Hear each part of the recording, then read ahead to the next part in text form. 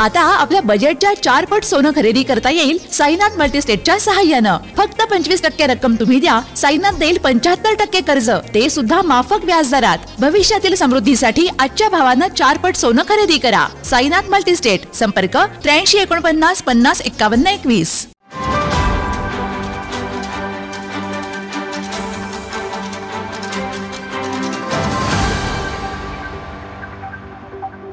तर या PCNDT act जो आहे त्या ॲक्टमध्ये अत्यंत प्रभावीपणानं आरोग्य विभागाचा आरोग्यमंत्री म्हणून मी जे काही काम करतोय ते अतिशय महत्त्वाचं आहे आणि त्यामुळेच कोल्हापुरात जे काही छापे झाले ते अतिशय चांगल्या पद्धतीनं त्याच्यामधले रिझल्ट्स आपण बघितलेत।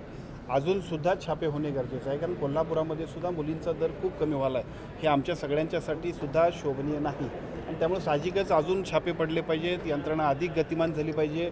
अशा पद्धतीनं जे कोण कृत्य करत असतील त्यांच्यासाठी सुद्धा कडक कारवाई, कायद्यातल्या दुरुस्तीचा प्रस्तावसुद्धा आम्ही दिलेला आहे, तो सुद्धा होईल।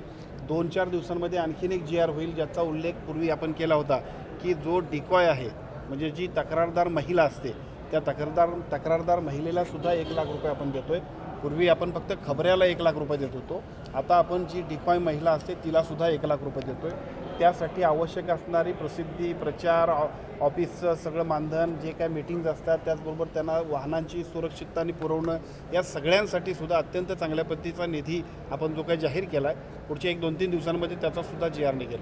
ही आपल्यामार्फत सर्वांनाच विनंती आहे की ही एक सामाजिक जबाबदारी आहे, त्यामुळे अशा पद्धतीचं कुठलंही कृत्य कोण करत असेल तर त्याची कोणत्याही परिस्थितीत गाई करणार नाही।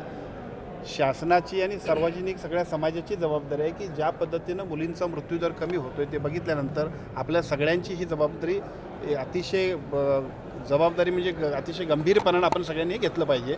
त्यामुळे अशा पद्धतीनं जर कोण ही कुजबूज असेल तर त्याच्यातली वास्तविकता शोधून कडक कारवाई करण्यामध्ये कुठेही शासन कमी पडणार नाही।